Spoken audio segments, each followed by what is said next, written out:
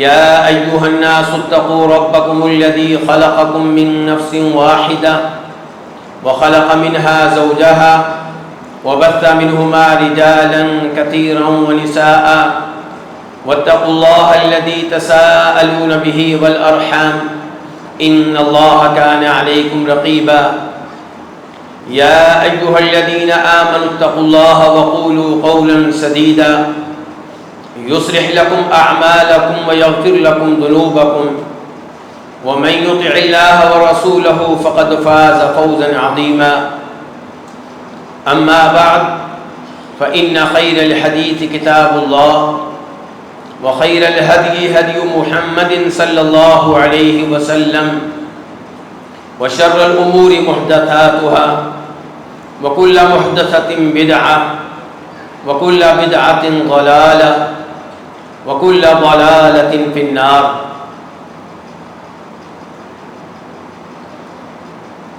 میرے لیے جہاں یہ اعزاز کی بات ہے کہ اپنے جامعہ میں بخاری شریف کی آخری حدیث پہ گفتگو کروں،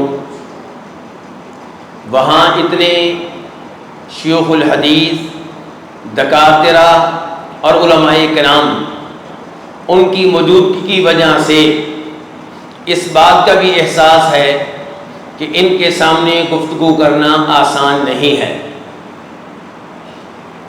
لیکن اللہ رب العزت کی مدد سے اور اس کی توفیق سے چند باتیں آپ کے سامنے رکھنا چاہوں گا، اور کوشش ہوگی کہ اپنی گفتگو کو 3 حصوں میں تقسیم کروں۔ نمبر 1، امام بخاری رحمہ اللہ کا مختصر تعارف۔ نمبر 2، صحیح بخاری کا مختصر تعارف۔ اور نمبر 3، آخری حدیث اور آخری باب کے اوپر گفتگو۔ امام بخاری رحمہ اللہ، ان کا نام محمد ہے، والد کا نام اسماعیل، دادا کا نام ابراہیم، پردادا کا نام مغیرہ، اور مغیرہ امام بخاری رحمہ اللہ کے آباء و اجداد میں پہلے فرد ہیں جو مسلمان ہوئے۔ یہ مجوسی تھے، بخارا کے گورنر یمان جوفی کے ہاتھوں مسلمان ہوئے، اسی لیے امام بخاری جہاں بخاری کہلاتے ہیں وہاں جوفی بھی کہلاتے ہیں۔ بخارا نسبت ہے ازبکستان میں ایک عظیم شہر بخارا کی طرف۔ امام بخاری رحمہ اللہ کے والد گرامی محدث سے انہیں یہ اعزاز حاصل ہے کہ وہ امام مالک بن انس رحمہ اللہ کے شاگرد ہیں۔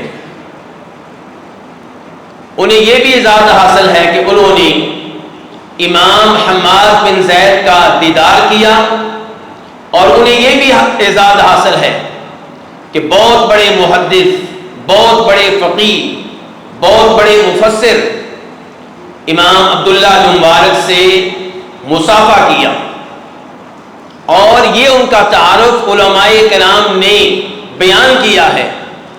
اس سے مجھے اور آپ کو سبق ملا کہ علماء سے سلام کرنا، ان سے مصافحہ کرنا ایک اعزاز ہے، اور طالب علم کو چاہیے کہ علماء کرام کی زیارت کرے، ان کے ساتھ بیٹھے، ان کی مجلس کا حصہ بنے۔ امام بخاری کے یہ والد بہت ہی متقی اور پرہیزگار انسان تھے۔ میں یہاں پہ ان کے تقویٰ کے بارے میں بھی ایک چیز آپ کے سامنے رکھوں گا، اور ان کے علم کے بارے میں بھی ایک روایت آپ کے سامنے رکھوں گا۔ پہلے ان کے علم کی طرف آتے ہیں۔ حنفیوں کے ایک بڑے فقیہ گزرے ہیں جنہیں فقیہ مشرق کہا جاتا ہے، ابو حفص احمد ابن حفص۔ امام ذہبی نے سیر اعلام النبلاء میں باقاعدہ ان کا ترجمہ لکھا ہے اور کہا ہے العلامہ الفقیہ شیخ ما وراء النہر۔ یہ ابو حفص احمد بن حفص، انہیں خواب آیا۔ خواب میں دیکھتے ہیں کہ نبی صلی اللہ علیہ وسلم تشریف فرما ہے اور آپ نے قمیص پہنی ہوئی ہے، آپ کے پہلو میں ایک عورت ہے جو رو رہی ہے۔ نبی علیہ الصلوۃ والسلام اس عورت سے کہتے ہیں جب تک میں زندہ ہوں تمہیں رونے کی ضرورت نہیں ہے، جب میں فوت ہو جاؤں تب رونا۔ ابو حفص کہتے ہیں کہ میں نے اس خواب کی تعبیر کئی لوگوں سے پوچھی، مجھے کوئی بھی اس خواب کی تعبیر نہیں بتا سکا۔ بتائی تو کس نے؟ امام بخاری کے والد گرامی نے۔ انہوں نے کہا اس کا مطلب یہ ہے کہ ان السنت قائمۃ بعد، کہ ابھی سنت کا زوال شروع نہیں ہوا، سنت کا ابھی عروج موجود ہے، لوگ سنت میں دلچسپی لیتے ہیں، پڑھتے ہیں، اس پہ عمل کرتے ہیں۔ تو یہاں سے امام بخاری رحمہ اللہ کے والد گرامی کے علم کے بارے میں ہمیں پتہ چلتا ہے۔ اب آئیے ان کے تقوی اور پرہیزگاری کی طرف۔ اور میرے بھائیوں، یہ واقعات بیان کرنے کا مقصد مزے لینا نہیں ہے، بلکہ ان سے سبق لینا ہے۔ آج لوگ علماء سے رابطہ قائم کرتے ہیں، جی میرے بیٹے کے لیے دعا کریں حافظ قرآن بن جائے، یہ وقت کا محدث بنے، یہ بہت بڑا عالم دین بنے۔ میرے بھائی، اولاد آپ کی کیسے نیک بنے گی، کیسے متقی بنے گی، کیسے عالم دین بنے گی، کیسے مفسر بنے گی؟ امام بخاری کے والد گرامی سے پوچھئے۔ یہی ابو حفص جن کا پہلے تعارف پیش کر چکا ہوں، وہ کہتے ہیں کہ جب امام بخاری رحمہ اللہ کے والد گرامی فوت ہو رہے تھے، میں ان کے پاس پہنچا تو وہ یہ کہہ رہے تھے لا اعلم فی مالی درہما من حرام ولا درہما من شبہ، کہ مجھے یقین ہے کہ میرے مال میں ایک درہم بھی حرام کا نہیں ہے، بلکہ مجھے یہ بھی یقین ہے کہ میرے مال میں ایک بھی درہم ایسا نہیں ہے جو مشکوک ہو۔ آج ہم بڑی جرت کے ساتھ سود لیں، جبے سے پیسہ کمائیں، رشوت کا پیسہ کمائیں اور توقع یہ رکھیں کہ میری اولاد امام بخاری بنے گی۔ امام بخاری اس گھر میں پیدا ہوتے ہیں جس گھر میں حلال و حرام کا یہ حال ہو۔ ابو حفص کہتے ہیں کہ جب میں نے امام بخاری رحمہ اللہ کے والد سے یہ الفاظ سنے تو میں اپنے آپ کو حقیر جاننے لگا کہ کتنا عظیم یہ انسان ہے، کتنے یقین سے کہہ رہا ہے کہ میرے مال میں ایک درہم بھی مشکوک نہیں ہے۔ اور امام بخاری رحمہ اللہ اپنے والد گرامی کا یہ واقعہ بیان کرنے کے بعد کہتے ہیں کہ لوگوں، اس بات کا خیال رکھنا کہ انسان سب سے زیادہ سچ تب کہتا ہے جب موت کا سامنا کر رہا ہوتا ہے۔ یعنی کہ میرے والد گرامی کے یہ الفاظ سچائی پہ مبنی ہے، حقیقت پہ مبنی ہے۔ تو میرے بھائیو، جب ہم حلال و حرام کا خیال نہیں کریں گے، اپنی اولاد کے لیے دعا کریں گے تو دعا کیسے قبول ہوگی؟ کیا ہم مسلم شریف کی اس حدیث کو بھول جاتے ہیں جس میں نبی علیہ الصلوۃ والسلام ارشاد فرماتے ہیں ایک آدمی کی ایسی حالت ہے جس حالت میں دعائیں قبول ہوتی ہیں، پریشان ہے، سفر کی حالت میں ہے، بال پراگندہ ہے، اللہ کو پکار رہا ہے یا ربی یا ربی، لیکن اس کی نہیں ہو رہی۔ کیوں نہیں ہو رہی؟ فرمایا دعا کیسے قبول ہو؟ وَمَطْعَمُهُ حَرَامٌ وَمَشْرَبُهُ حَرَامٌ وَمَلْبَسُهُ حَرَامٌ وَغُذِّيَ بِالْحَرَامِ فَأَنَّىٰ يُسْتَجَابُ لِذَٰلِكَ۔ جب آپ کا کھانا حرام سے حاصل کیا ہوا، آپ کا دودھ، آپ کا شہد حرام سے حاصل کیا ہوا، آپ کی خوراک حرام سے حاصل کی گئی، حرام آپ کے جسم کا حصہ بن چکا، دعا کیسے قبول ہو؟ امام بخاری رحمہ اللہ کی والدہ کی طرف آ جائیں۔ پروگرام میں میری مائیں، بہنیں، بیٹیاں موجود ہیں، میں ان کی توجہ چاہوں گا۔ اولاد کیسے نیک ہوتی ہے؟ امام بخاری رحمہ اللہ جب چھوٹے تھے، بینائی کی نعمت سے محروم ہو گئے. والدہ نے جائے نماز سنبھال لیا, جائے نماز کو لازم پکڑ لیا, صبح و شام بیٹے کے لیے دعائیں کر رہی ہیں, تہجد کے ٹائم اٹھتی ہیں, اللہ کو پکارتی ہیں.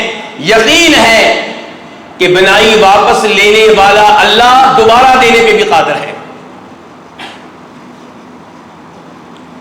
اللہ رب العزت سے گڑگڑاہٹ کے ساتھ دعائیں کرتی رہی, مایوس نہیں ہوئی, حتیٰ کہ ایک دن خواب دیکھا.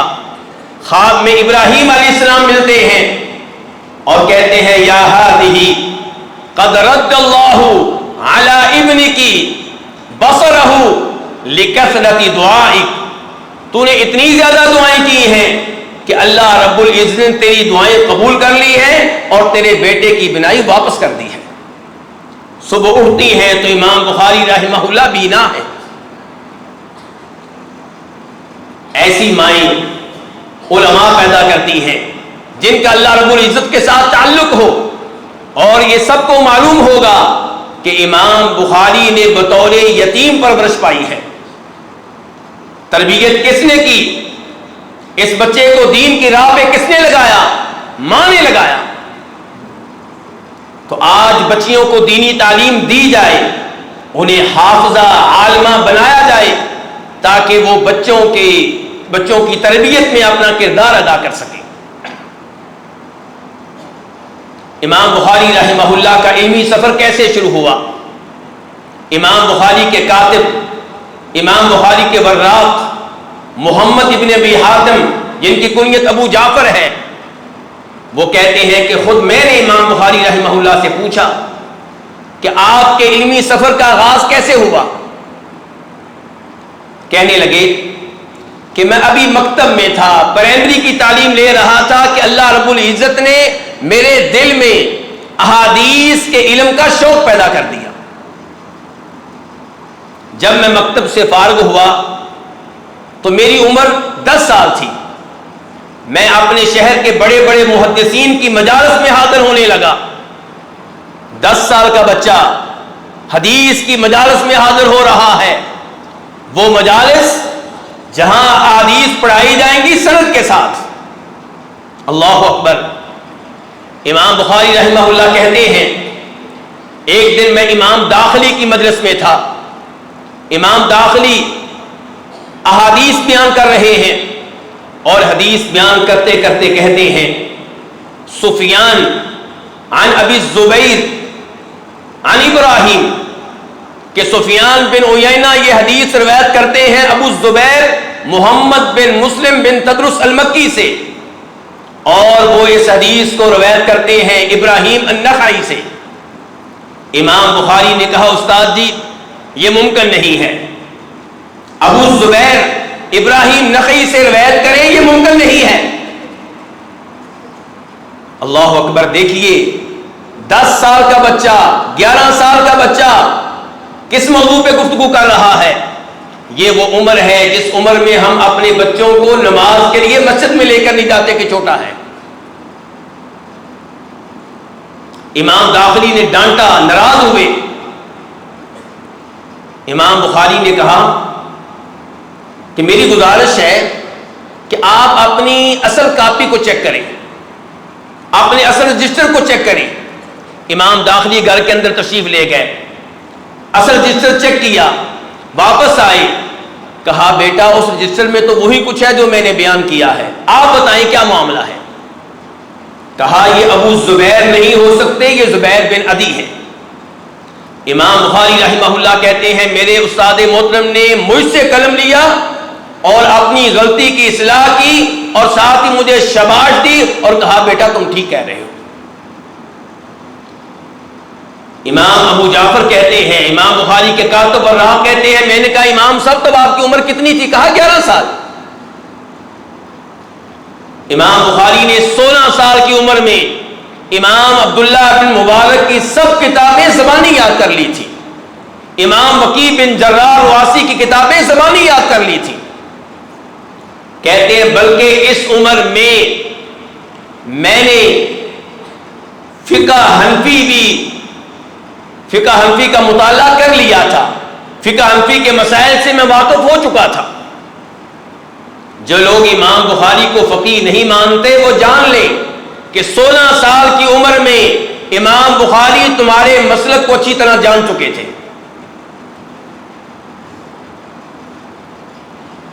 اٹھارہ سال کی عمر میں امام بخاری نے اپنی پہلی کتاب لکھی ہے قضایا الصحابہ والتابعین واقابلہم، اور اپنی والدہ اور والد کے ساتھ حج کے لیے گئے ہیں. وہ حج کے بعد واپس آ گئے، امام بخاری ادھر ہی رہے،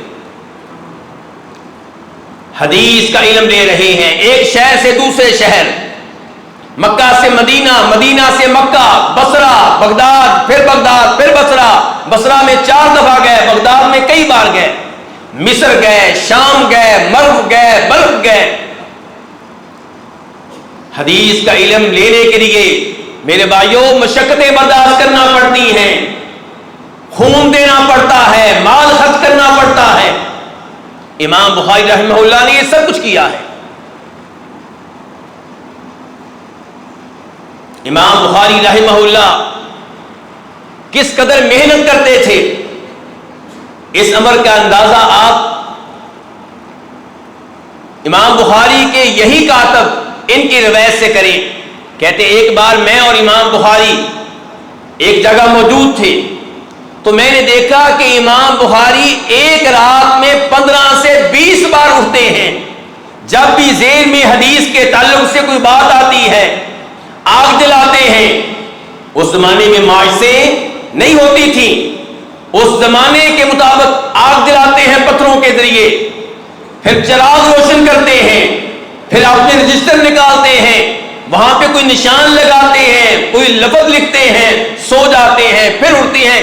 ایک رات میں 15 سے 20 بار اٹھ رہے ہیں.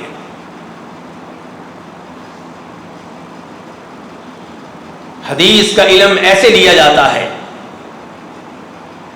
امام بخاری کے مشائخ کی طرف آ جائیں تو امام بخاری کے مشائخ 1080 ہیں، اور فرماتے ہیں سب کے سب محدث ہیں، اور سب وہ تھے جن کا عقیدہ تھا الایمان قول وعمل یزید وینقص، کہ ایمان قول و عمل کو کہتے ہیں، یہ نیکیاں کرنے سے بڑھتا ہے، گناہ کرنے سے کم ہو جاتا ہے.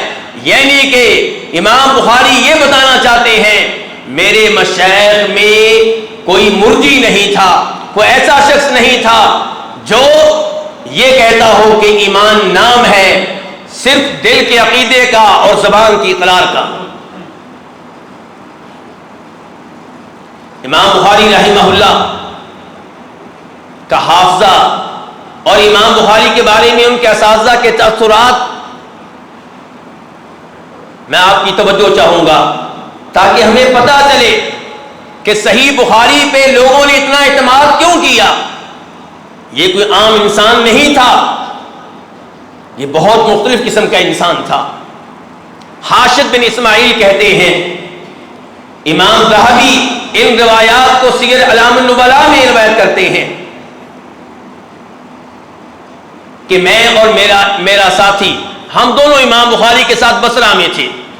حدیث کا علم لینے کے لیے اس شیخ کے پاس جا رہے ہیں، اس کے پاس جا رہے ہیں، اس استاد کے پاس جا رہے ہیں، اس کے پاس جا رہے ہیں.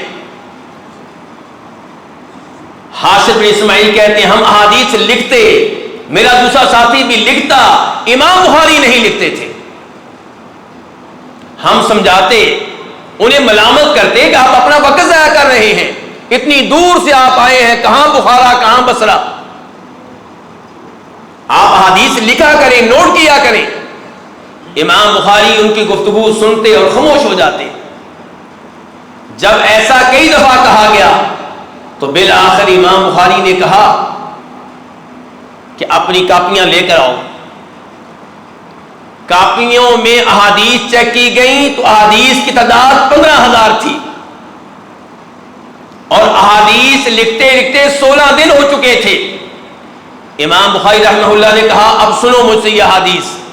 امام بخاری رحمہ اللہ نے 15,000 احادیث سنائی اس شان سے کہ امام بخاری سنا رہے تھے اور لکھنے والے اپنی غلطیوں کی اصلاح کر رہے تھے.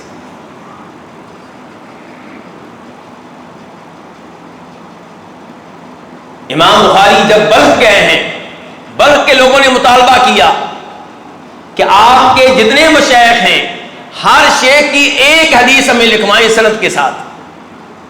تو امام بخاری نے انہیں 1000 احادیث لکھوائیں اور ہر حدیث مختلف شیخ کی تھی. اور میرے بھائیوں وہ واقعہ آپ سب نے سنا ہوگا کہ جب امام بخاری بغداد گئے، اور یہ واقعہ بیان کرنے والے امام ابن عدی ہیں جن کا زمانہ ولادت امام بخاری کے زمانہ وفات سے بہت قریب ہے، اور آپ جانتے ہیں کہ وہ خود جرح و تعدیل کے امام ہیں،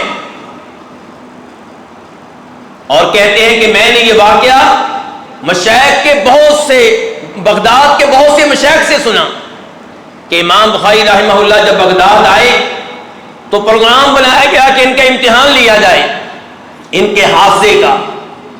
چنانچہ 10 لوگ تیار کیے گئے، ہر شخص کو 10 حدیثیں دی گئیں اور حدیثوں میں سندیں تبدیل کر دی گئیں. حدیث کا متن اس کے ساتھ کوئی اور سند لگا دی گئی، تو 100 حدیثیں اس لحاظ سے تیار کی گئیں، اس ترتیب سے تیار کی گئیں. امام بخاری کے ساتھ مجلس قائم کی گئی، علماء موجود ہیں، بغداد کے بڑے بڑے بزرگ موجود ہیں. ایک شیخ آئے ہیں، ایک طالب علم آئے ہیں، ایک حدیث پڑھی، امام بخاری سے پوچھا آپ کا تبصرہ اس حدیث پہ؟ فرمایا میں اس حدیث کو نہیں جانتا. دوسری حدیث، تیسری حدیث، نہیں جانتا. 10 حدیثیں، ہر حدیث کے جواب میں نہیں جانتا. دوسرے صاحب آئے، جواب ایک ہے کہ میں نہیں جانتا. 100 حدیثیں مکمل ہوئیں. امام بخاری نے 100 حدیثیں مکمل ہو جانے کے بعد ہر طالب علم کو مخاطب کیا کہ تم نے یہ 10 حدیثیں بیان کی تھیں، وہ درست اس طرح ہیں، ان کی ترتیب یہ ہے، اس متن کے ساتھ یہ سند لگتی ہے. حافظ ابن حجر رحمہ اللہ یہ واقعہ ذکر کرنے کے بعد کہتے ہیں امام بخاری ان کے دھوکے میں نہیں آئے. مجھے اس پہ کوئی تعجب نہیں ہے، بہت بڑے امام تھے، بہت بڑے حافظ تھے. تعجب مجھے اس بات کے اوپر ہے کہ انہوں نے یہ 100 حدیثیں اسی ترتیب سے بیان کی جس ترتیب سے سنی تھی. اس سے آپ امام بخاری کے حافظے کا اندازہ لگا سکتے ہیں. امام بخاری وہ ہیں کہ جن کی عظمت کا، جن کی مہارت کا، جن کے حافظے کا اعتراف صرف شاگرد نہیں بلکہ ان کے مشائخ بھی کرتے ہیں.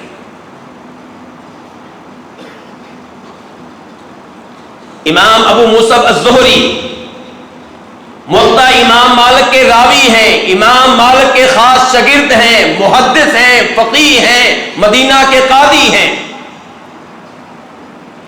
کہتے ہیں محمد بن اسماعیل افقہ عندنا وابصر من ابن حنبل، کہ ہمارے نزدیک محمد بن اسماعیل البخاری امام احمد بن حنبل سے بڑے فقیہ ہیں، ان سے بصیرت میں کہیں آگے ہیں. لوگوں نے کہا جاوزت الحد، امام بخاری کی تعریف میں آپ حد کو کراس کر رہے ہیں، مبالغہ سے کام لے رہے ہیں. ابو مصعب زہری نے کہا میں مبالغہ سے کام نہیں لے رہا، میری بات دھیان سے سنو. میں نے تو ابھی یہ کہا تھا کہ امام بخاری امام احمد بن حنبل سے افضل ہیں، ان سے کہیں آگے ہیں. اب سن لو، لو ادرکت مالکا، اعتراض کرنے والے، اگر تو نے امام مالک کا زمانہ پایا ہوتا، ونظرت الى وجهه ووجه محمد بن اسماعیل لقلت کلاہما واحد فی الفقہ والحدیث. امام بخاری نہ صرف یہ کہ امام احمد بن حنبل سے آگے ہیں، بلکہ اگر تم نے امام مالک کا زمانہ پایا ہوتا اور تم نے امام مالک کو دیکھا ہوتا، امام بخاری کو دیکھا ہوتا، تم یہ کہنے پہ مجبور ہو جاتے کہ امام بخاری تو امام مالک کے ہم پلہ ہیں، فقہ میں بھی حدیث میں بھی. امام بخاری رحمہ اللہ فرمایا کرتے تھے اپنے استاد علی بن مدینی کے بارے میں کہ میرے یہی ایک استاد ہیں جن سے میں بہت مرعوب ہوں، جن کے سامنے میں اپنے آپ کو حقیر جانتا ہوں، اور دنیا جانتی ہے کہ علی بن مدینی علل حدیث کے بہت بڑے امام تھے. جب امام علی بن مدینی کو یہ الفاظ بتائے گئے کہ امام بخاری کہتے ہیں کہ امام علی بن مدینی کے سامنے میں اپنے آپ کو حقیر جانتا ہوں، استاد نے کیا کہا محمد بن اسماعیل کے اس قول پہ اعتبار نہ کرنا، وہ تواضع سے کام لے رہا ہے، وہ عاجزی سے کام لے رہا ہے. حقیقت یہ ہے کہ خود امام بخاری کی آنکھوں نے ایسا انسان نہیں دیکھا ہوگا جو امام بخاری جیسا ہو.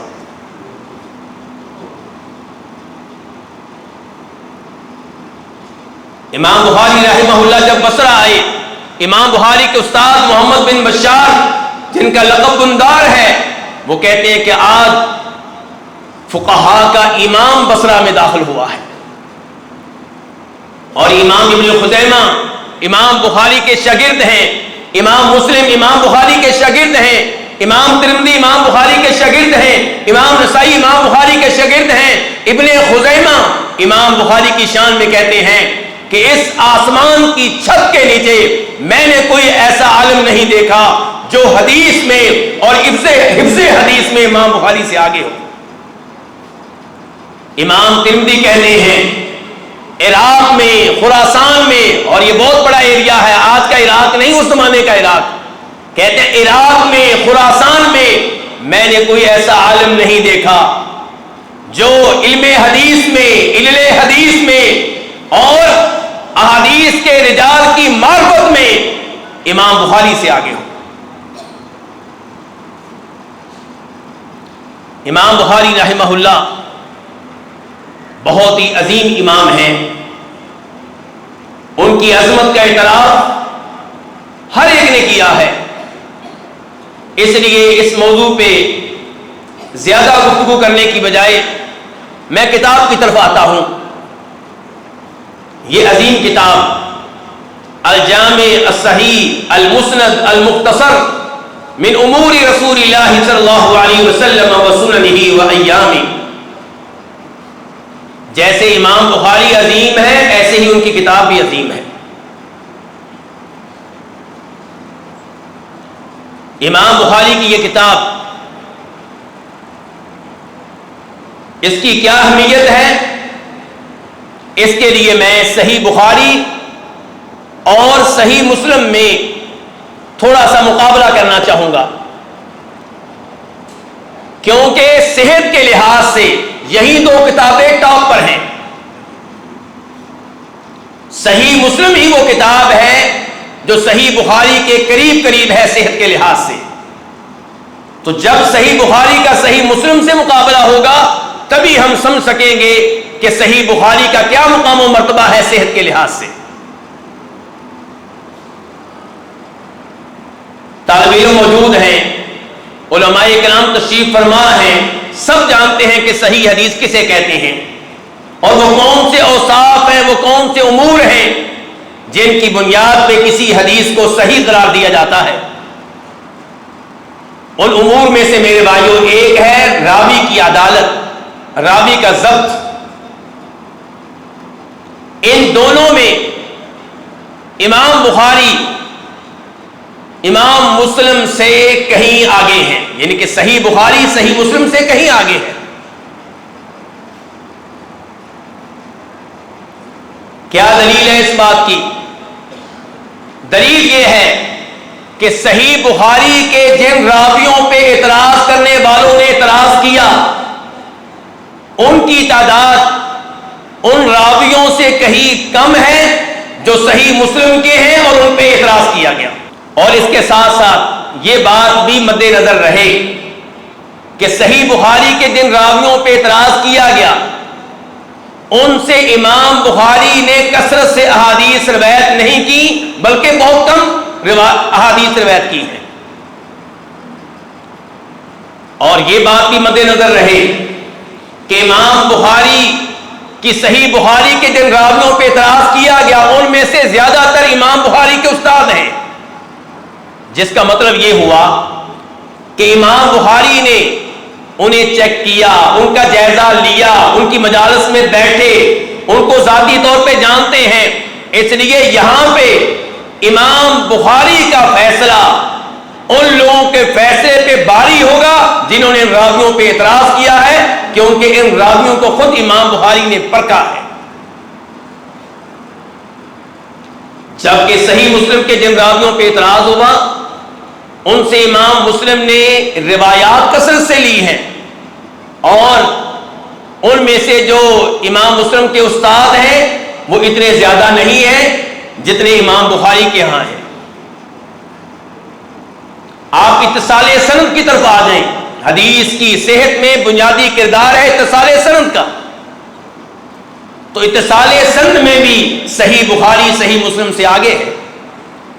آپ سب جانتے ہیں، صحیح مسلم کا مقدمہ آپ سب نے پڑھا ہوا ہے کہ امام مسلم رحمہ اللہ یہ رائے رکھتے ہیں کہ جب ایک ثقہ راوی دوسرے ثقہ راوی سے عن کے ذریعے روایت کرے، دونوں کا زمانہ ایک ہو، ملاقات کا امکان موجود ہو، تدریس کا شک و شبہ نہ ہو، تو ایسی حدیث صحیح قرار پائے گی۔ جبکہ امام بخاری کہتے ہیں کہ نہیں، جب ایک ثقہ راوی دوسرے ثقہ راوی سے روایت کر رہا ہے، عن کے ذریعے روایت کر رہا ہے، تو ہمیں اس بات کا ثبوت تلاش کرنا ہے کہ دونوں کی ملاقات ہوئی ہے، چاہے زندگی میں ایک بار ملاقات ہوئی ہے۔ حدیث کی صحت میں شذوذ اور علت کا بھی کردار ہے۔ صحیح حدیث وہ ہوتی ہے جو کسی خفیہ علت سے پاک ہو، شذوذ سے بھی صحیح سلامت ہو، تو یہاں پہ بھی امام بخاری امام مسلم سے کہیں آگے ہے۔ آپ اس کا اندازہ اس بات سے لگائیے کہ صحیح بخاری اور صحیح مسلم کی وہ احادیث جن پہ اعتراض کیا گیا وہ 210 ہیں، اور صحیح مسلم کی وہ احادیث جن پہ اعتراض کیا گیا وہ صرف صحیح مسلم میں ہیں، وہ 100 ہیں، جبکہ صحیح بخاری کی وہ احادیث جن پہ اعتراض کیا گیا اور صرف صحیح بخاری میں ہیں وہ صرف 78 ہیں۔ اور پھر صحیح بخاری صحت کے لحاظ سے صحیح مسلم سے اس لحاظ سے بھی آگے ہے کہ صحیح بخاری کے مؤلف امام بخاری ہیں، اور امام بخاری امام مسلم کے استاد ہیں۔ امام مسلم نے جن مشائخ سے یہ علم لیا ان میں امام بخاری سرفہرست ہیں۔ امام دارقطنی فرماتے ہیں بڑے اعتماد کے ساتھ، بڑے یقین کے ساتھ کہ لولا البخاری ما راح مسلم ولا جاء، کہ اگر امام بخاری نہ ہوتے تو امام مسلم کو جو حدیث کے میدان میں مقام و مرتبہ ملا ہوا ہے یہ کبھی نہ ملتا۔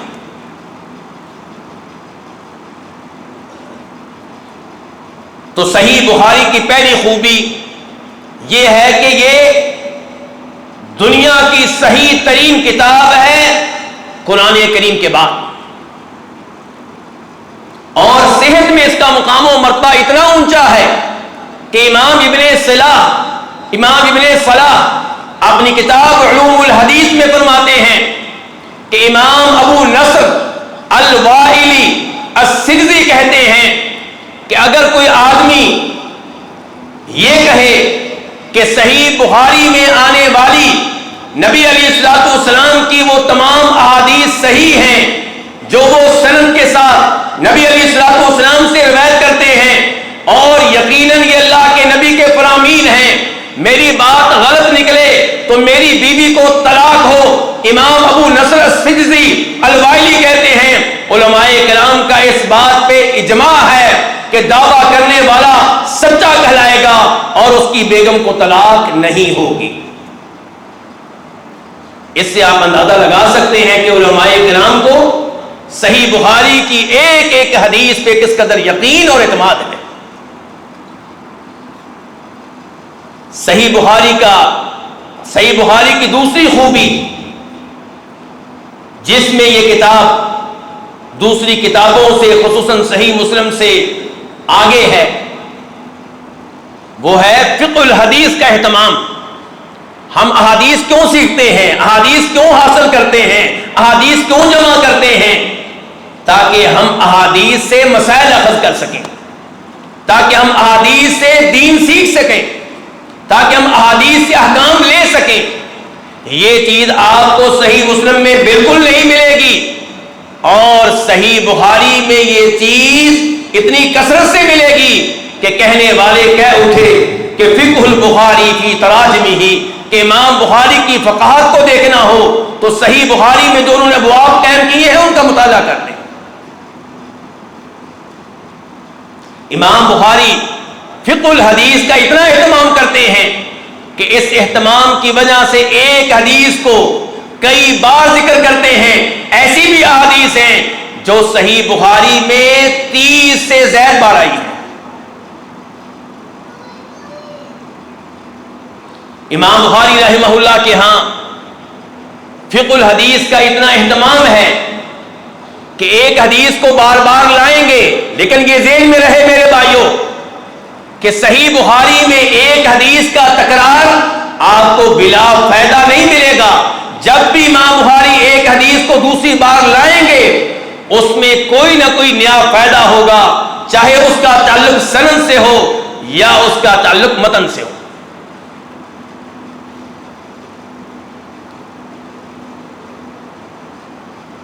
حافظ ابن حجر رحمہ اللہ کہتے ہیں کہ امام بخاری نے جو تراجم قائم کیے ہیں ان میں ایسا عجیب و غریب انداز اختیار کیا ہے کہ بعد میں آنے والے کئی تراجم کو سمجھنے سے قاصر ہیں.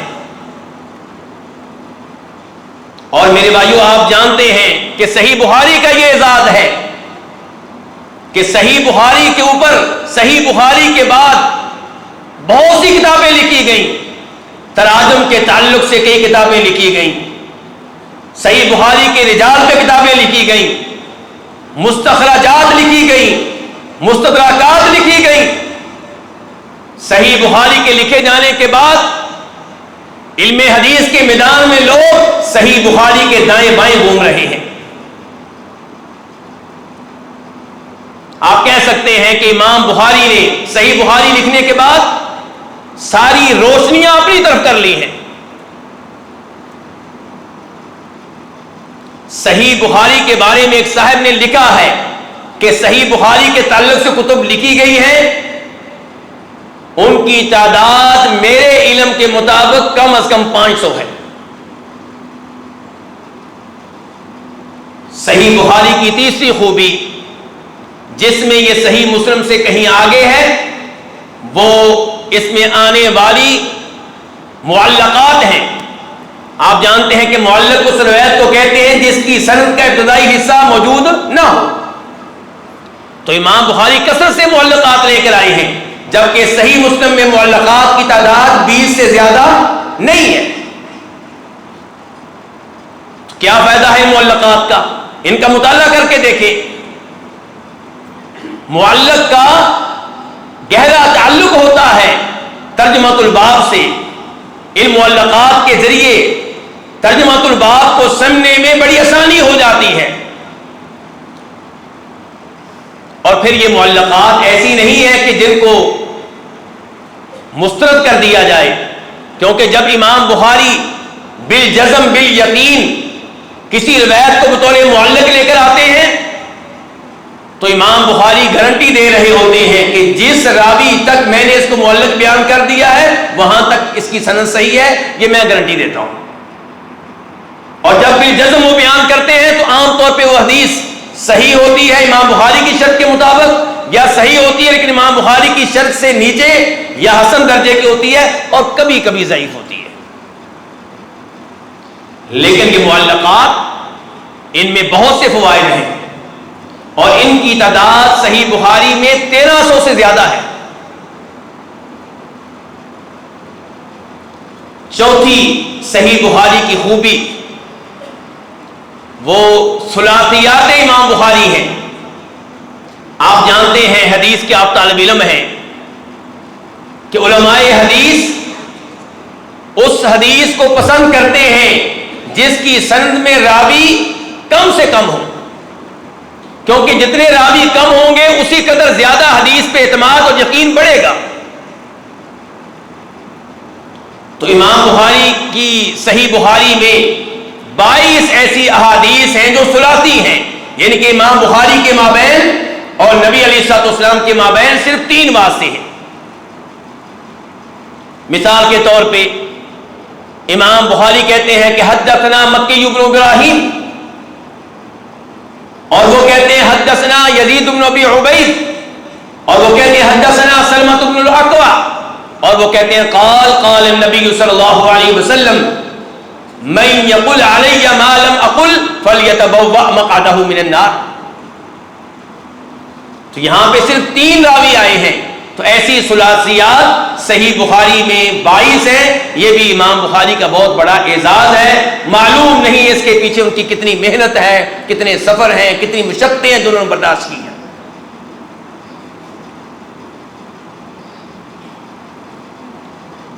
صحیح بخاری کی چونکہ آخری حدیث کے اوپر درس ہے، تو یہاں پہ بتانا چاہوں گا کہ صحیح بخاری میں جو کتب ہیں وہ 97 ہیں، 97، یعنی کہ ایک کتاب کے اندر 97 کتابیں ہیں۔ یہ بہت بڑی بات ہے، کہہ دینا آسان ہے، لیکن ایسی کتاب تیار کرنا بہت مشکل کام ہے۔ امام بخاری نے اپنی کتاب کا آغاز حدیث انما الاعمال بالنیات سے کیا ہے کہ اعمال کا دار و مدار نیتوں کے اوپر ہے۔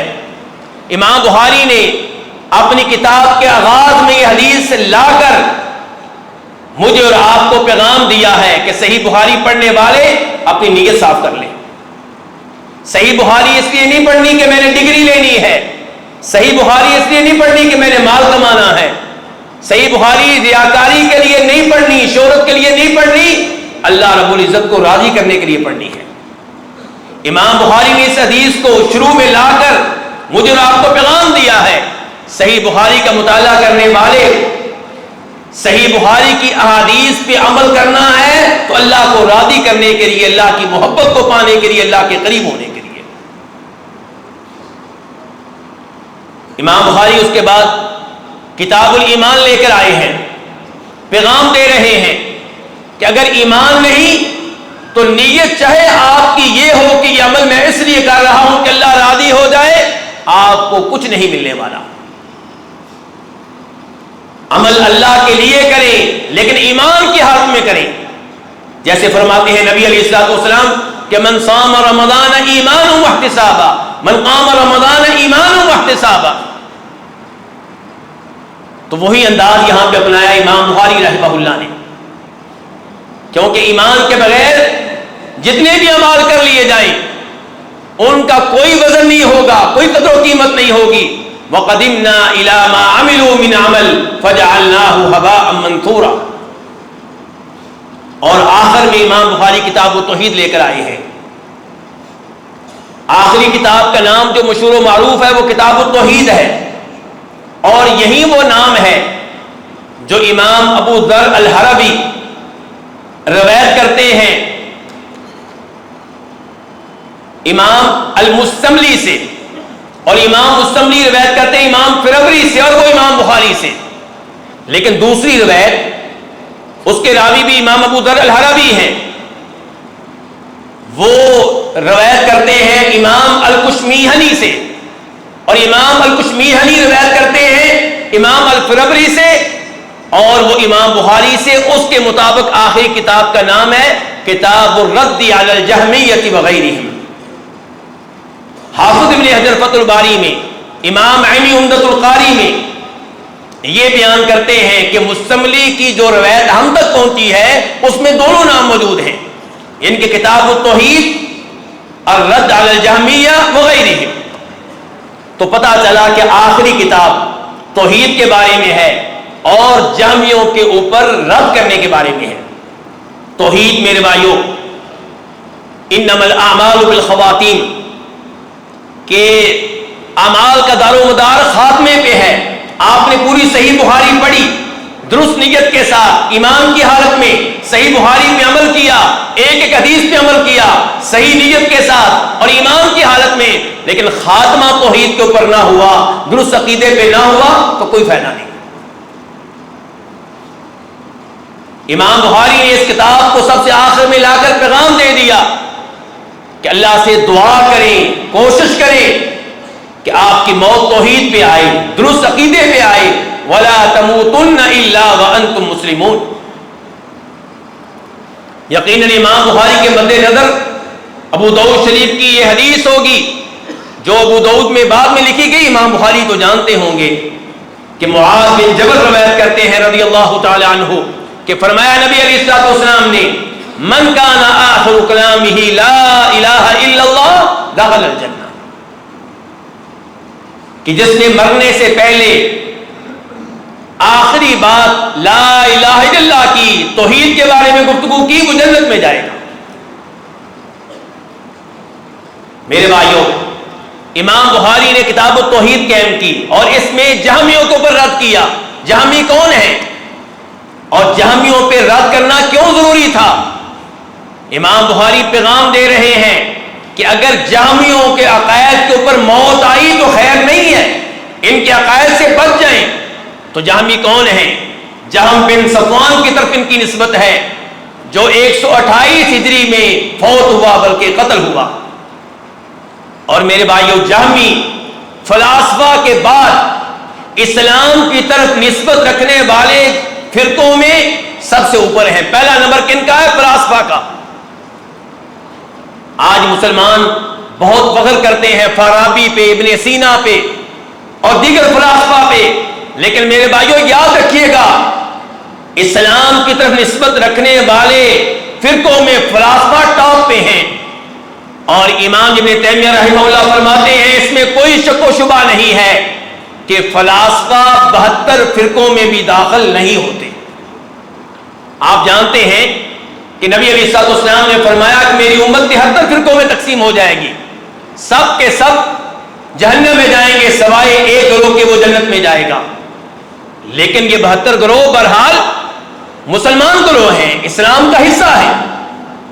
لیکن امام ابن تیمیہ کہتے ہیں سلف صالحین کے اقوال کی روشنی میں کہ فلاسفہ کا شمار 72 فرقوں میں بھی نہیں ہوتا. فارابی اور ابن سینا، شیخ صاحب ابن سینا کا نام لے رہے تھے، یہ دونوں فلاسفہ کے ان بدترین افراد میں سے ہیں جو مسلک تخیل پہ تھے. تخیل، خیالات، یعنی کہ جن کا یہ نظریہ تھا کہ نبی علیہ الصلوۃ والسلام نے یہ جو عقیدہ پیش کیا ہے جنت کا، جہنم کا، آخرت کا، یہ خیالی باتیں ہیں، حقیقت سے ان کا کوئی تعلق نہیں ہے. یہ بیان کرنے کا مقصد یہ تھا کہ لوگ سدھر جائیں، حقیقت سے کوئی تعلق نہیں ہے.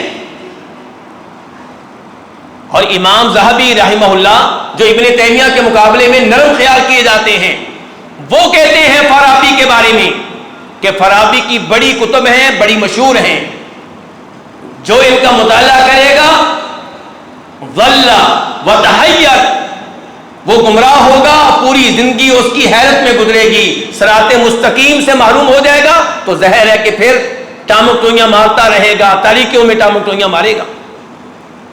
اور وہاں پہ خبردار کرتے امام ذہبی کہ ابن سینا فارابی کی کتابیں پڑھ کے پلے بڑے ہیں اور فلسفی بنے ہیں. تو کہنا یہ چاہتا ہوں کہ گمراہی میں پہلا مقام و مرتبہ کن کا؟ فلاسفہ کا. دوسرا جہمیوں کا. امام ابن تیمیہ کہتے ہیں کہ بہت سے علماء کرام کی رائے ہے کہ جہمی بھی 72 فرقوں کا حصہ نہیں ہے. فلاسفہ کے بارے میں اتفاق تھا اور جہمیوں کے بارے میں بہت سے علماء کرام کی رائے ہے. جہمیوں کے وہ کون سے گندے عقائد ہیں جن کی وجہ سے ان کو گمراہ ترین فرقہ سمجھا گیا اور امام بخاری کو ان کے بارے میں کتاب لکھنا پڑی. نمبر 1، ان کا عقیدہ یہ ہے کہ اللہ کے ناموں اور صفات کا انکار. اس لیے امام بخاری نے کتاب التوحید میں ان کے اس عقیدے کو مسلط کرنے کے لیے بہت سے ابواب قائم کیے. مثال کے طور پہ باب قول اللہ تعالی ان اللہ هو الرزاق ذو القوۃ المتین، اس میں اللہ کے نام رزاق کا اثبات ہے.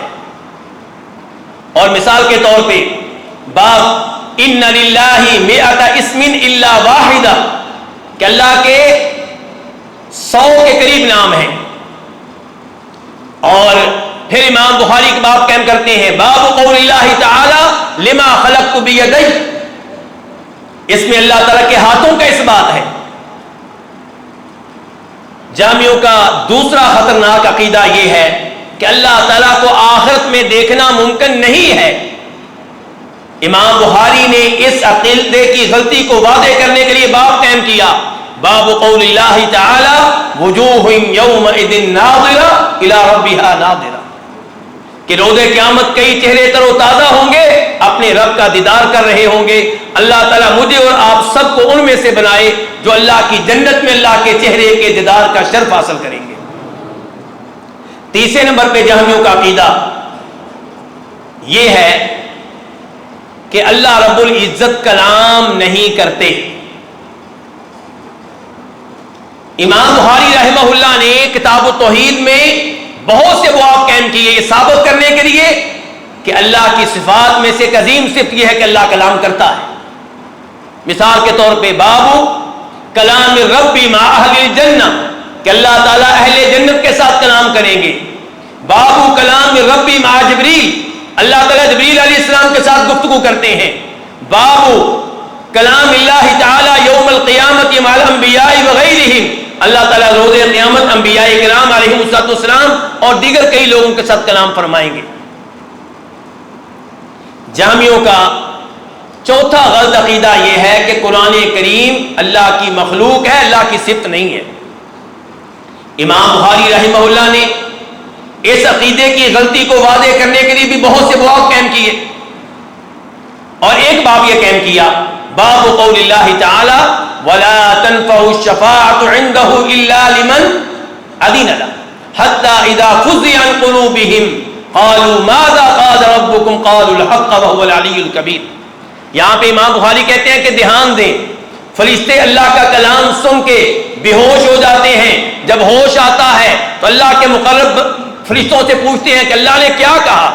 ماذا قال ربکم، امام بخاری کہتے ہیں کہ سوال کرنے والے فرشتے سوال کرتے ہیں ماذا قال ربکم، تمہارے رب نے کیا کہا. یہ نہیں کہتے ماذا خلق ربکم، تمہارے رب نے کیا پیدا کیا. تو اللہ کا کلام اللہ کی صفت ہے، اللہ کی مخلوق نہیں ہے. افسوس یہ ہے کہ یہ عقیدہ آج بھی کئی لوگوں کے ہاں موجود ہے، اس لیے وہ قرآن کریم کا وہ احترام نہیں کرتے جو ہم کرتے ہیں، کیونکہ ان کے نزدیک یہ مخلوق ہے، اللہ کی صفت نہیں ہے. اور کوئی یہ نہ سمجھے کہ یہ عقائد ختم ہو چکے ہیں. اللہ تعالیٰ کو روز قیامت دیکھنا ممکن نہیں ہے، قرآن اللہ کی مخلوق ہے، یہ عقائد آج بھی موجود ہیں. عمان اس ملک کو آپ جانتے ہیں، وہاں پہ عبادیوں کی حکومت ہے، ان کے یہی عقائد ہیں.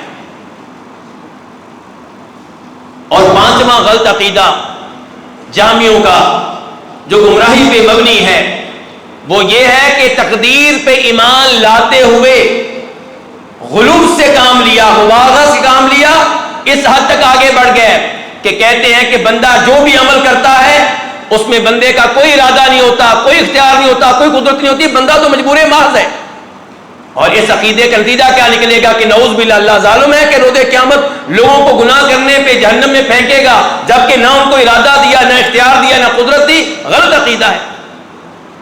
امام بخاری نے اس عقیدے کی غلطی کو بیان کرنے کے لیے بھی بہت سے باب قائم کیے. مثال کے طور پہ ایک باب قول اللہ تعالی وَلَقَدْ يَسَّرْنَا الْقُرْآنَ لِلذِّكْرِ فَهَلْ مِن مُدَّكِرٍ، کہ اللہ نے قرآن آسان بنایا ہے نصیحت کے لیے. کیا ہے کوئی نصیحت لینے والا؟ نصیحت لینے والا کس کا عمل ہوا؟ بندے کا. اللہ تعالیٰ کیوں ترغیب دے رہے ہیں؟ اس لیے کہ یہ بندے کا عمل ہے، اس لیے کہ بندے کو اللہ نے ارادہ دیا ہے، اس لیے کہ بندے کو اللہ نے اختیار دیا ہے. نماز پڑھنی ہے نماز پڑھ لو، شراب پینی ہے شراب پی لو، تمہاری مرضی ہے، حساب ہوگا. لیکن دنیا میں اللہ نے گناہ کرنے کا، نیکی کرنے کا اختیار دے دیا. انا ہدیناہ السبیل اما شاکرا و اما کفورا. یاد رہے کہ جامی کا لفظ بعد میں اس کا استعمال بہت عام ہوا. امام ابن تیمیہ رحمہ اللہ کہتے ہیں کہ سلف ہر اس شخص کو جامی کہتے ہیں جو اللہ تعالیٰ کی صفات کا انکار کرے، جو قرآن کو مخلوق قرار دے، اور جس کا یہ عقیدہ ہو کہ آخرت میں اللہ کو دیکھنا ممکن نہیں ہے. یہ سب جہمی ہیں. تو ان جہمیوں کے رد پہ امام بخاری نے یہ آخری کتاب لکھی ہے، کتاب التوحید والرد علی الجہمیہ۔ اس کتاب کا آخری باب ہے باب قول اللہ تعالی وَنَضَعُ الْمَوَازِينَ الْقِسْطَ لِيَوْمِ الْقِيَامَةِ۔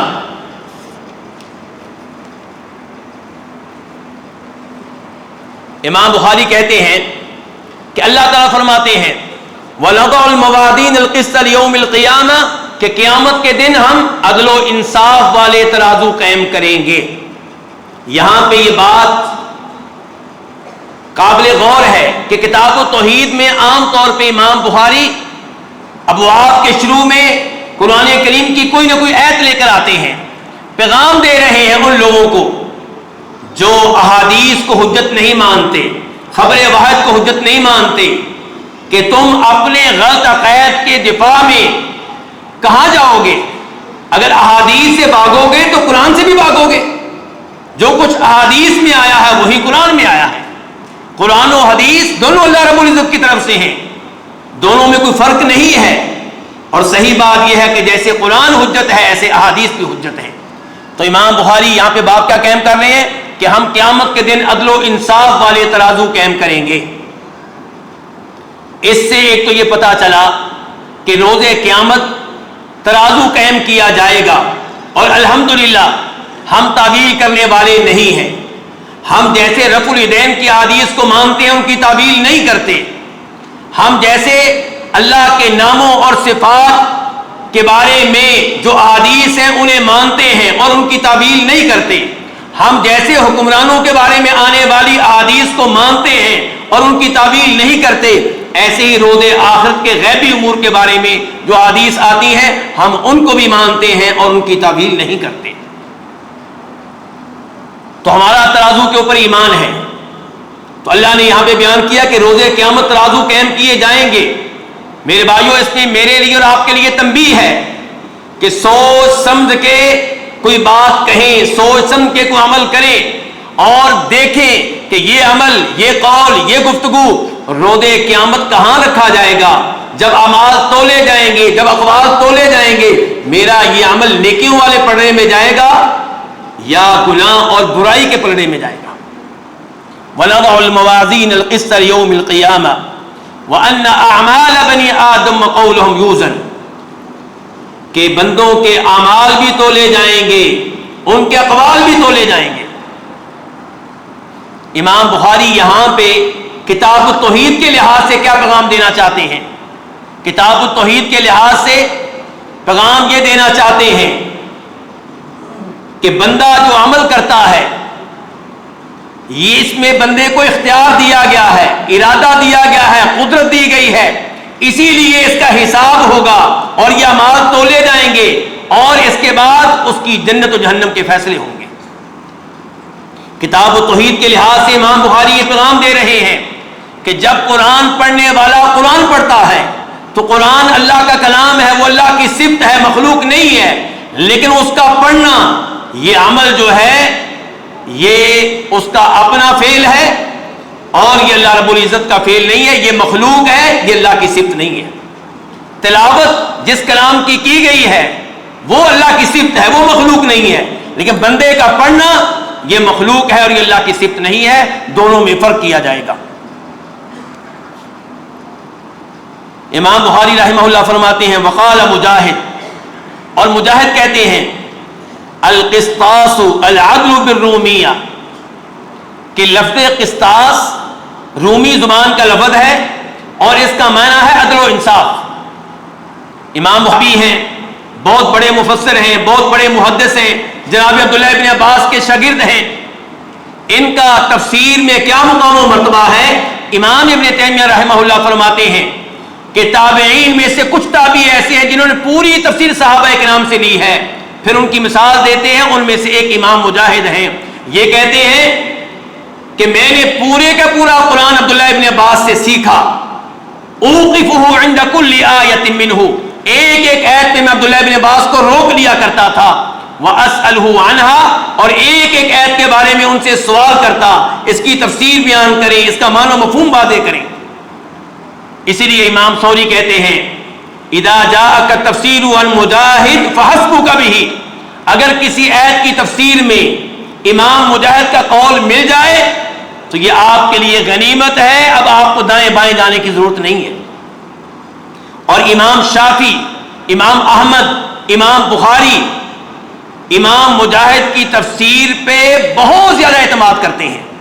تو یہاں پہ اسی لیے امام بخاری امام مجاہد کا قول لے کر آئے ہیں کہ القصاص والعدل بالرومیہ۔ یہاں پہ یہ سوال اٹھے گا کہ کیا قرآن میں ایسے الفاظ ہیں جو عربی نہیں ہے بلکہ اجمی ہیں؟ اللہ تعالیٰ تو یہ کہتے ہیں اِنَّا جَعَلْنَاهُ قُرْآنًا عَرَبِيًّا لَعَلَّكُمْ تَعْقِلُونَ، کہ قرآن عربی میں ہے۔ وَإِنَّهُ لَتَنزِيلُ رَبِّ الْعَالَمِينَ نَزَلَ بِهِ الرُّوحُ الْأَمِينُ عَلَى قَلْبِكَ لِتَكُونَ مِنَ الْمُنذِرِينَ بِلِسَانٍ عَرَبِيٍّ مُبِينٍ۔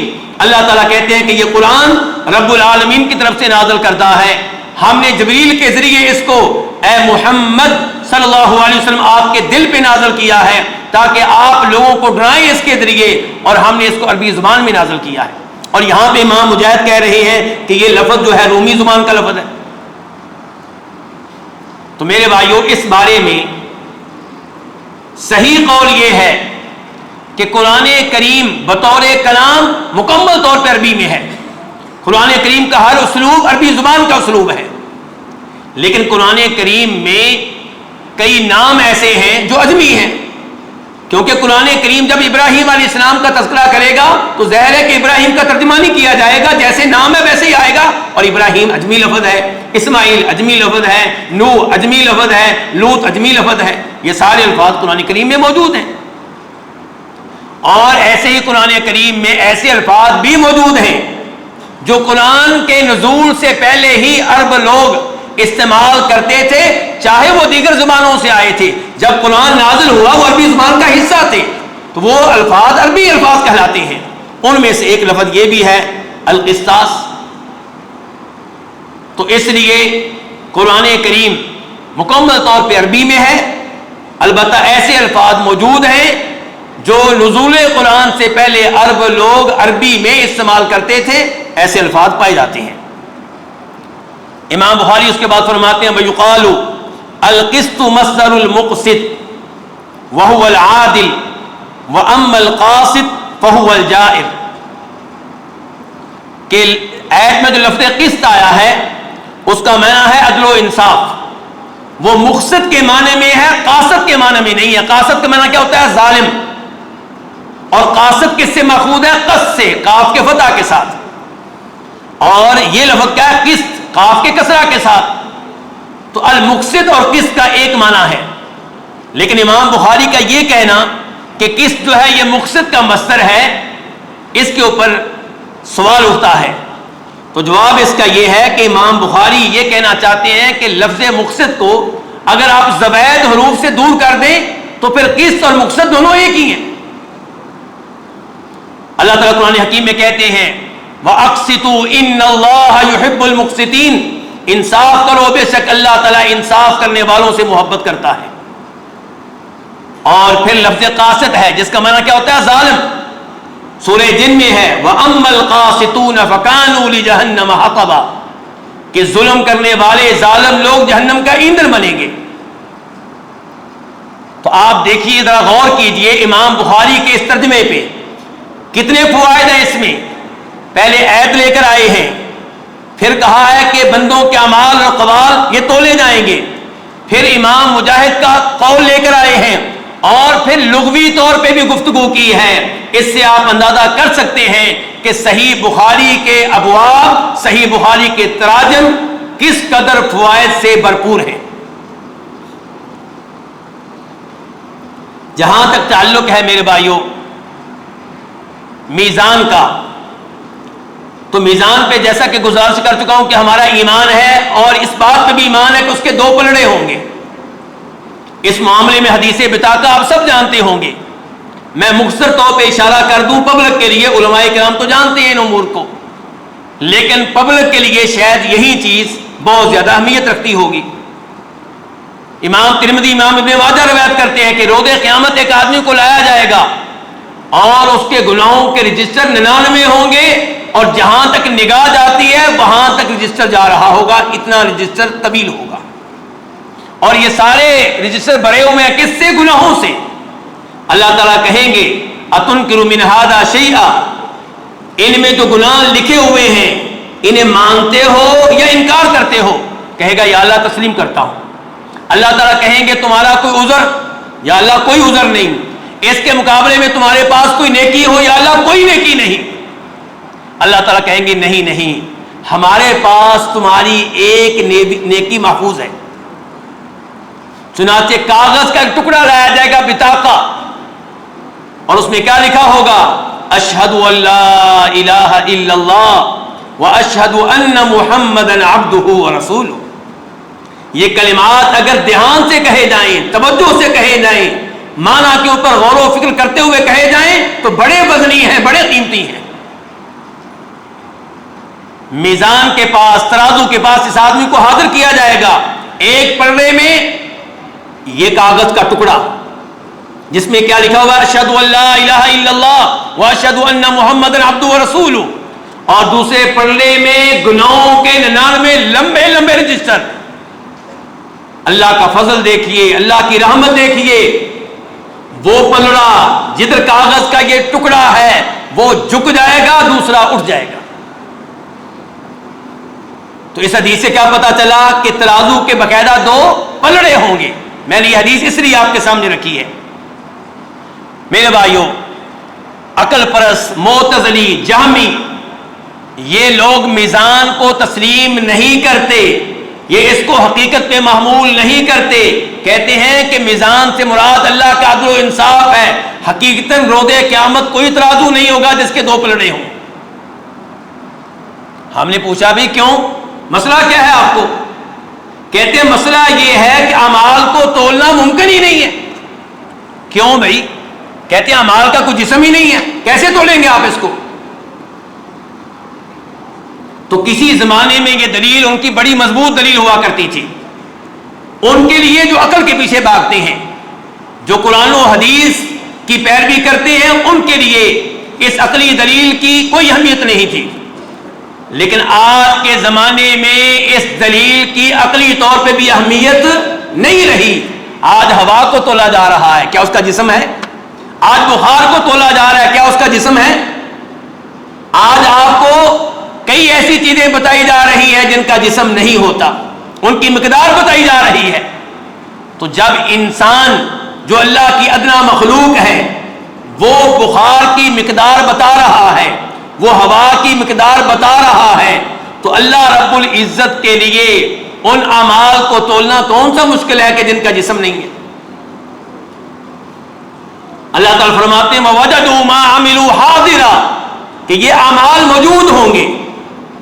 اللہ تعالیٰ فرماتے ہیں وَنَضَعُ الْمَوَازِينَ الْقِسْطَ لِيَوْمِ الْقِيَامَةِ فَلَا تُظْلَمُ نَفْسٌ شَيْئًا وَإِنْ كَانَ مِثْقَالَ حَبَّةٍ مِّنْ خَرْدَلٍ أَتَيْنَا بِهَا، کہ اگر کسی نے رائی کے دانے کے برابر عمل کیا ہوگا ہم اس کو حاضر کریں گے، اس کو لے کر آئیں گے۔ فَمَن يَعْمَلْ مِثْقَالَ ذَرَّةٍ خَيْرًا يَرَهُ وَمَن يَعْمَلْ مِثْقَالَ ذَرَّةٍ شَرًّا يَرَهُ، ایک ایک عمل کو اللہ تعالیٰ حاضر کریں گے۔ اور اگر 2 منٹ کے لیے تسلیم کر لیں کہ اس عمل کو تولنا ممکن نہیں ہے کیونکہ اس کا جسم نہیں ہے، تو اللہ رب العزت اعمال کو جسم دینے پہ بھی قادر ہے۔ کیا یہ حقیقت نہیں ہے کہ روز قیامت موت کو ذبح کیا جائے گا؟ کیا موت کا کوئی جسم ہے؟ لیکن اس کو روز قیامت مینڈے کی شکل دی جائے گی اور پھر اللہ تعالیٰ کے حکم سے اس کو ذبح کر دیا جائے گا۔ تو کیا اعمال کو ایسے جسم نہیں مل سکتا؟ اور پھر یہ بھی ہے کہ علماء کرام کہتے ہیں کہ جہاں اعمال تولے جائیں گے وہاں صاحب عمل کو تولا جائے گا۔ دلیل وہ حدیث ہے جسے امام ابن حبان، امام احمد روایت کرتے ہیں، عبداللہ ابن مسعود رضی اللہ تعالیٰ عنہ پیلو کے درخت پہ چڑھے ہوئے ہیں، مسواک بنا رہے ہیں، ہوا چل رہی ہے، ٹہنی کمزور ہے، ٹہنی حرکت کر رہی ہے، عبداللہ ابن مسعود کے پاؤں بھی حرکت کر رہے ہیں، صحابہ کرام ان کی باریک پنڈلیاں دیکھ کے مسکرا رہے ہیں۔ نبی علیہ السلام کہتے ہیں کیوں مسکرا رہے ہو؟ کہنے لگے اللہ کے رسول آپ دیکھتے نہیں عبداللہ بن مسعود کی پنڈلیوں کی طرف کتنی باریک ہیں؟ فرمایا نبی کریم صلی اللہ علیہ وسلم نے عبداللہ بن مسعود کی یہ پنڈلیاں روز قیامت احد پہاڑ سے زیادہ وزنی ہوں گی۔ اس کا مطلب ہے کہ صاحب عمل کو بھی تولا جائے گا۔ اور بخاری کی حدیث ہے روز قیامت ایک آدمی آئے گا لیات الرجل السمین العظیم، موٹا تازہ بڑی شخصیت، لوگ دنیا میں اس سے آٹوگراف لینے کے لیے لائنوں میں کھڑے ہوتے تھے، اس کے ساتھ سیلفیاں لینا اعزاز سمجھتے تھے۔ روز قیامت آئے گا، جسامت بڑی عظیم، حسن و جمال، شان و شوکت، لیکن اللہ تعالیٰ کے ہاں اس کا وزن مچھر کے پر کے برابر بھی نہیں ہوگا۔ تو وزن ہوگا اور یہ بے وزن رہے گا، اس سے پتہ چلا صاحب عمل کو تولا جائے گا۔ ایسے ہی اعمال بھی تولے جائیں گے۔ والحمدللہ تملأ المیزان، صحیح مسلم کی حدیث ہے کہ ایک الحمدللہ کہنے سے میزان بڑھ جاتا ہے۔ ترمذی شریف کی حدیث ہے ما من شیء یوضع فی المیزان اثقل من حسن الخلق، کہ حسن اخلاق کا اتنا وزن ہے، حسن اخلاق کو جب تولا جائے گا تو اتنا وزنی ثابت ہوگا کہ کوئی اور چیز اتنی وزنی ثابت نہیں ہوگی۔ حسن اخلاق کا بھی کوئی جسم نہیں ہوتا۔ تو بہرحال صحیفے تولے جائیں گے، یہ بھی ممکن ہے، صاحب عمل کو تولا جائے گا، یہ بھی ممکن ہے، خود اعمال تولے جائیں گے، یہ بھی اللہ کے لیے مشکل نہیں ہے۔ تو امام بخاری رحمہ اللہ اسی عقیدے کو ثابت کرتے ہوئے یہ حدیث لے کر آئے ہیں۔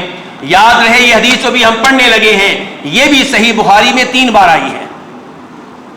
ایک دفعہ امام بخاری اس کو لے کر آئے ہیں کتاب الدعوات میں، باب فضل تسبیح، یہ مسئلہ ثابت کیا ہے کہ سبحان اللہ کہنے کی کیا فضیلت ہے۔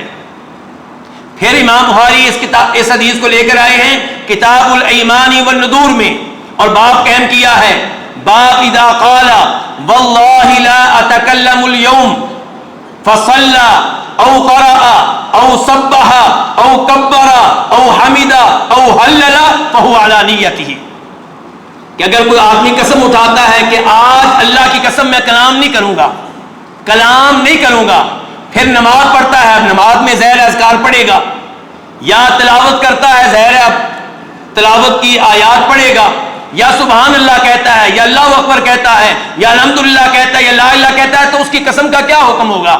امام بخاری کہتے ہیں اس کی نیت کے مطابق ہے۔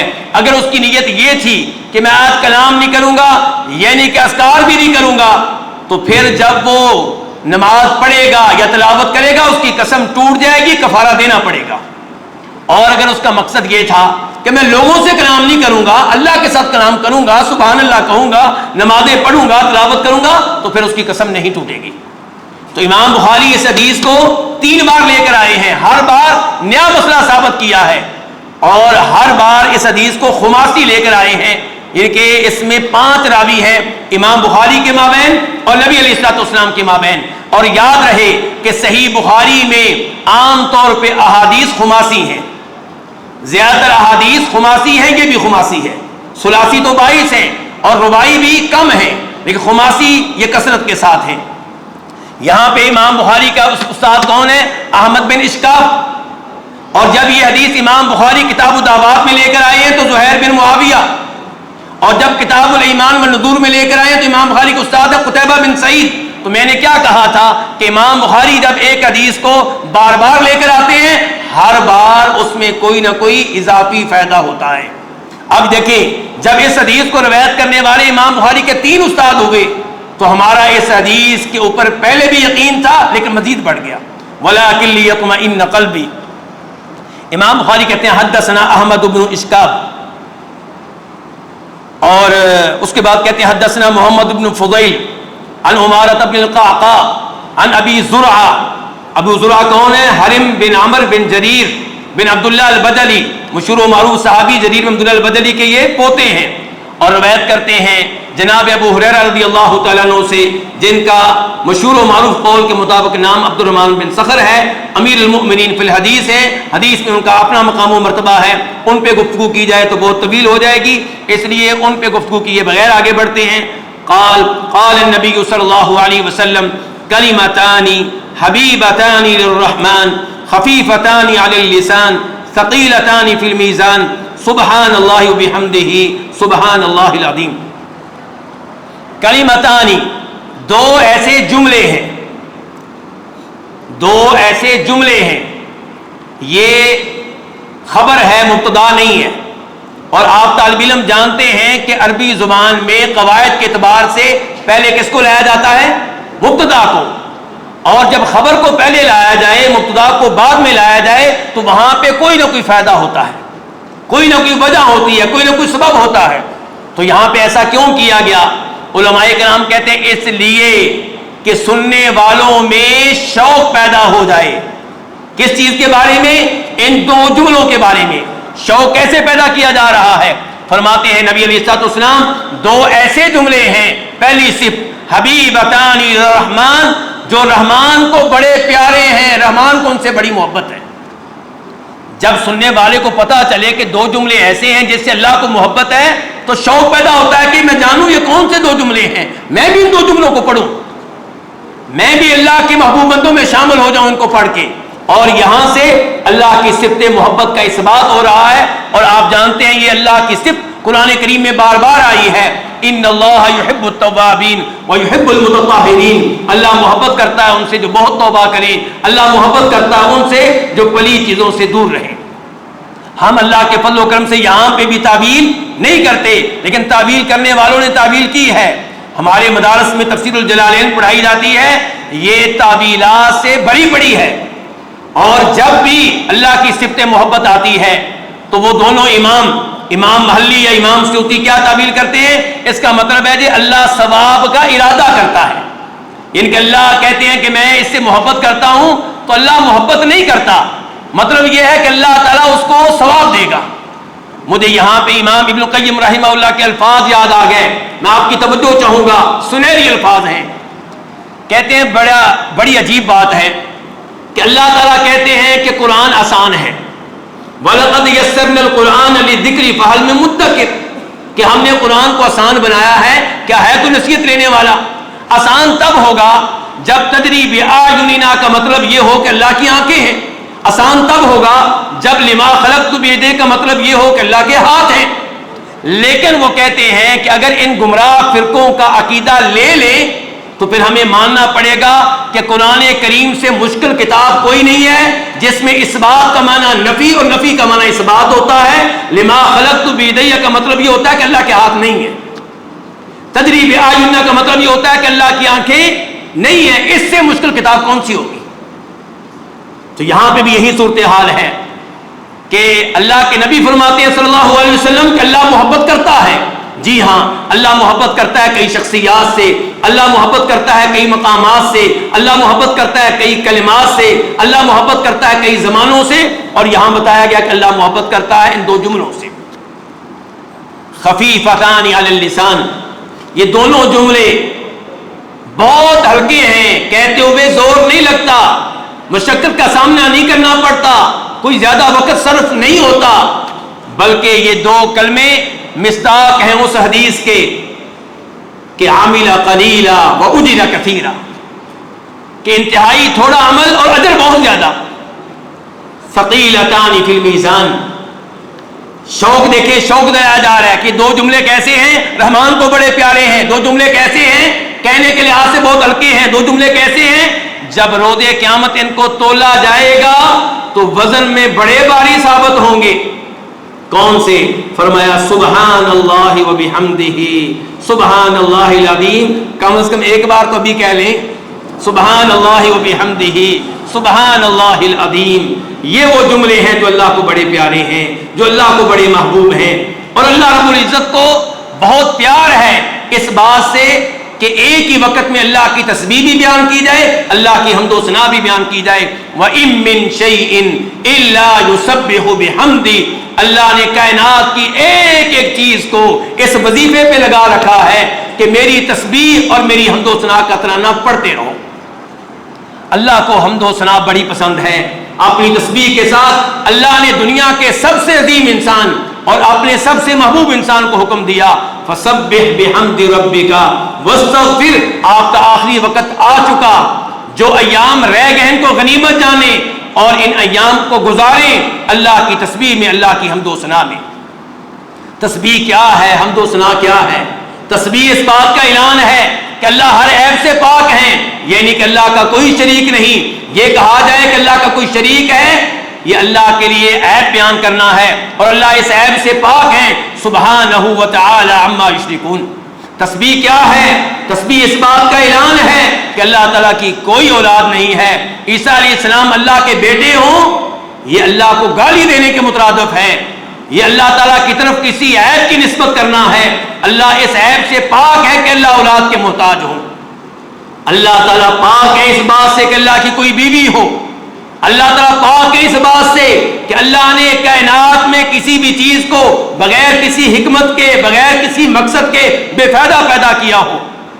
ان فی خلق السماوات والارض واختلاف اللیل والنہار لآیات لأولی الالباب الذین یذکرون اللہ قیاما وقعودا وعلی جنوبہم ویتفکرون فی خلق السماوات والارض ربنا ما خلقت ھذا باطلا سبحانک فقنا عذاب النار۔ اور حمد کیا ہے؟ محبت کے ساتھ کسی کو عظیم جانتے ہوئے اس کے کمالات بیان کرنا، یہ حمد ہے۔ تو اس لیے ایک ہی وقت میں اللہ کی تسبیح بھی بیان کی جائے اور اللہ کی حمد و ثنا بھی بیان کی جائے، اللہ کے کمالات کو بیان کیا جائے۔ یہ کہنا کہ اللہ کلام کرتا ہے، یہ اللہ کا کمال ہے۔ یہ کہنا کہ اللہ تعالیٰ سنتا ہے، یہ اللہ کا کلام، اللہ کا کمال بیان کرنا ہے۔ یہ کہنا کہ اللہ دیکھتا ہے، یہ اللہ کے لیے کمال بیان کرنا ہے۔ یہ کہنا کہ اللہ ہر ایک کو رزق دے رہا ہے، یہ اللہ تعالیٰ کے لیے کمال بیان کرنا ہے، اور ایسے ہی اللہ کے کمال کو بیان کرتے رہنا چاہیے۔ سبحان اللہ وبحمدہ، میں اعلان کرتا ہوں کہ اللہ ہر عیب سے پاک ہے۔ میں اللہ کی حمد و ثنا کے ترانے گاتا ہوں، اور میں اللہ کی دوبارہ تسبیح بیان کرتے ہوئے اللہ کی عظمت کا اعلان کرتا ہوں۔ اللہ عظیم ہے، اس سے بڑا کوئی نہیں ہے۔ وما قدر اللہ حق قدری والارض جميعا قبضته يوم القیامة والسماوات مطویات بیمینہ سبحانہ وتعالی عما یشرکون۔ اللہ کی عظمت کے کیا کہنے، اللہ کی عظمت کو یہ لوگ جان نہیں سکے، اللہ کے مقام کو یہ لوگ سمجھ نہیں سکے۔ اللہ وہ عظیم ذات ہے کہ روز قیامت یہ ساری زمینیں اللہ کی مٹھی میں ہوں گی، اور یہ سارے آسمان اللہ کے دائیں ہاتھ میں لپٹے ہوئے ہوں گے۔ میرے بھائیوں، جنتی بھی یہی حمد و تسبیح پڑھا کریں گے۔ اس لیے امام بخاری نے ہمیں پیغام دیا ہے کہ ہمیشہ اللہ کی تسبیح بیان کرتے رہیں، اللہ کی حمد و ثنا کے ترانے گاتے رہیں، اور آپ کی زندگی کا اختتام اسی پہ ہو جیسے اللہ تعالیٰ نے نبی علیہ السلام کو حکم دیا کہ آپ کی آخری زندگی یہی ترانہ گاتے ہوئے گزرے۔ فسبح بحمد ربک واستغفر انہ کان توابا۔ ہماری زندگی بھی ایسے ہی گزرنی چاہیے۔ اللہ رب العزت سے دعا ہے کہ اللہ تعالیٰ ہمیں قرآن و حدیث کے ساتھ جوڑ دے، اور نبی علیہ السلام کی احادیث کی محبت ہمارے دلوں میں داخل کر دے۔ میں آخر میں شکریہ ادا کرنا چاہوں گا محترم و مکرم جناب حافظ شفیق صاحب کا، جو رئیس الجامعہ سلفیہ ہیں، اساتذہ کرام کا، جنہوں نے مجھے یہ موقع دیا، خصوصاً شیخ الحدیث مولانا ابراہیم خلیل فضلی صاحب اور دیگر مشائخ۔ اور میں اللہ سے دعا کرتا ہوں کہ جامعہ کے جتنے بھی مشائخ ہیں اللہ ان کی زندگیوں میں برکتیں ڈالے۔ ایک سے بڑھ کر ماشاءاللہ جامعہ میں ایک استاد ہیں محترم ڈاکٹر سہیل حسن صاحب، ڈاکٹر اسماعیل صاحب، ڈاکٹر شیخ سلیم العبد الباقی صاحب۔ جامعہ کو اللہ تعالیٰ نے ہیرے دے رکھے ہیں، اللہ تعالیٰ ان مشائخ کی حفاظت فرمائے۔ ان سب کی محنت شامل ہے ان بچوں کو علماء کی صف میں بٹھانے میں، علماء کی صف میں کھڑا کرنے میں تمام مشائخ کی محنت ہے، بلکہ انہی کی زیادہ محنت ہے۔ اور جنہوں نے آخری کلاس میں پڑھایا ہے شاید ان کی محنت کم ہو، بنیادیں جنہوں نے رکھی ہیں اللہ رب العزت ان کی نیکیاں قبول فرمائے۔ ان بچوں کو اللہ تعالیٰ ہم سب کے لیے صدقہ جاریہ بنائے، اور جامعہ سلفیہ کو اللہ تعالیٰ مزید ترقی دے، مزید عزت دے، اور یہ قرآن و حدیث کا عظیم مرکز بنے۔ اور جو طلاب یہاں سے پڑھیں، جو طالبات یہاں سے پڑھیں، وہ پوری دنیا میں توحید و سنت کا پیغام پھیلائیں۔ اللہ رب العزت جامعہ کی انتظامیہ کو جزائے خیر دے، جامعہ کے مشائخ کو جزائے خیر دے، مدیر تعلیم ڈاکٹر حفیظ الرحمان صاحب اور ان کی ٹیم کو جزائے خیر دے۔ وصلی اللہ تعالی علی نبینا محمد وعلی آلہ وصحبہ اجمعین۔